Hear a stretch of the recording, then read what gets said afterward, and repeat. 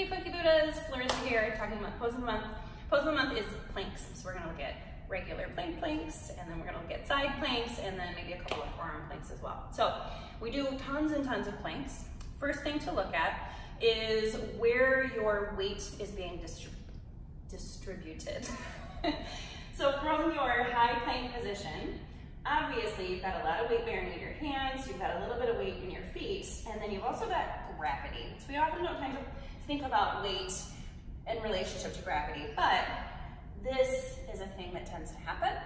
So in order to make sure that that's not happening, if anything, you might want to over-exaggerate this way. So if you're not sure, I would actually over-exaggerate hips up a little higher, then moving into hips a little bit lower. What that's going to do, put a lot of undue pressure on your back, and your back is going to be taking way too much weight that should be distributed throughout your entire body. So that's really the first thing to kind of look at. You might even grab a partner, grab somebody before class.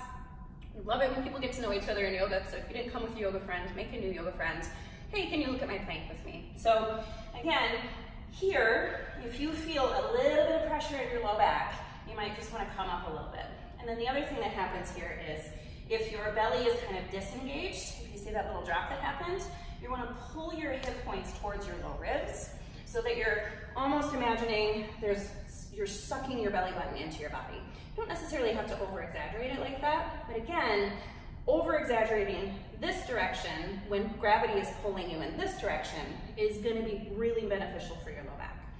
Other thing to think about, what's happening here, you've got a lot of weight pushing into your hands and wrists.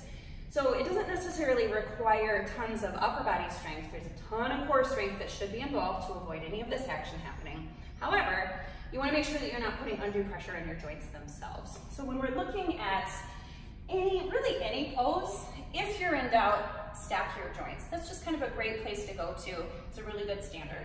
So if I'm setting up for my high plank position and I'm looking, wrist, elbow, shoulders in a pretty good line here, and then I'm going to walk my feet back accordingly. It's a pretty good position.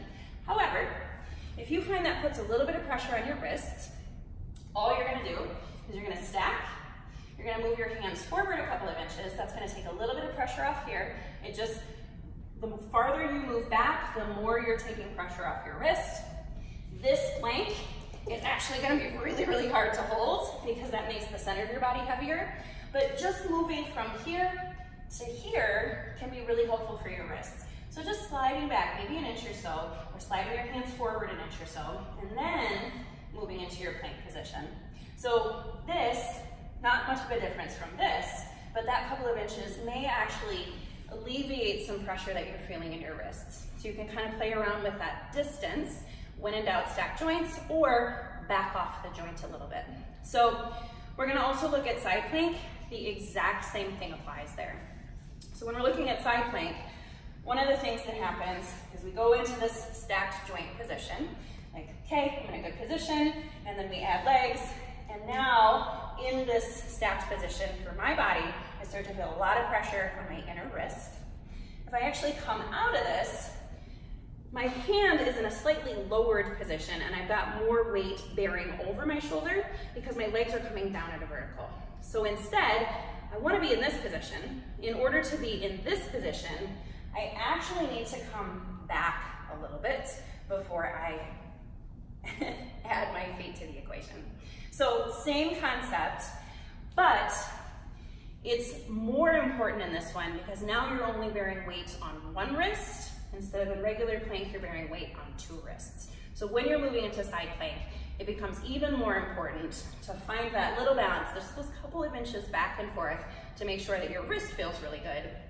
Second thing there, your wrist really can't bear that much weight. Everything up here is the thing that's bearing weight. So I'm going to turn just a little bit so you can see my shoulder blade. Tendency here is to push the floor away.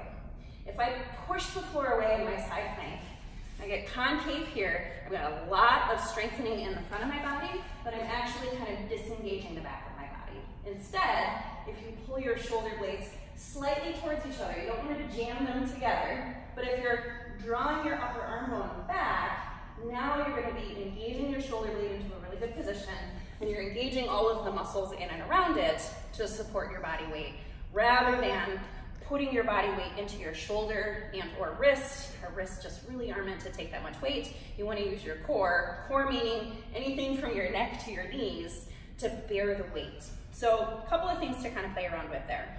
All of that being said, let's say we're going into a side plank position. You'd slide your hand around, back, forth. I like to move my hands a couple of inches forward. That works really well for me. And then as I turn into my side plank, the moment I'm bearing weight on one wrist, you want to pay attention to that. You can certainly put a foot down to give yourself a little more support. This version right here is actually a really great hip stretch for some people. You can push down into your foot, lift your hips a little more. You can also play around with lifting your top leg like into a tree position, lifting it up higher. Anytime your limbs are moving away from your center line, it's going to make it more challenging for your core. You can also place your top foot a little bit behind you, do a little bit more rotation, teeny back bend happening. This is sometimes called wild thing. So the fun thing about planks is you can play around with them in a million different ways, and no matter what, your core is going to be doing some heavy work. So it's great for your core. It's a really beneficial pose, walking around in life, making sure that you're maintaining your spine and all the things that need to be maintained. And then there's tons of variations that you can play with in the midst of it. Final thing we'll talk about, wrists. Got blocks, they're always available in the studio. Blocks are going to give you a little bit of extra cushion. They also give you a little extra height.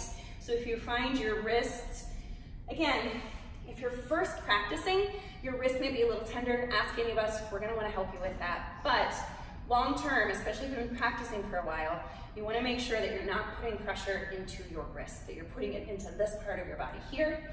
Blocks can be helpful to give you that extra height, to give you a little bit of extra cushion. You can slide back, you can do all the things that we just talked about. Nice thing about blocks, especially as we start to move, my blocks are sliding on my mat, you can play with using these in like a chaturanga position, and you've got a little extra height here to play with like in an upward facing dog. So you might find even beyond your wrists, that feels really great for your upper chest and for your back. So this is another tool that you can play around with in your high plank, in your side plank. We want to make sure you have all the tools and all the permission in the world to play around with your practice so it's most beneficial for you in your body where it's at right now. As always, let us know if you have questions.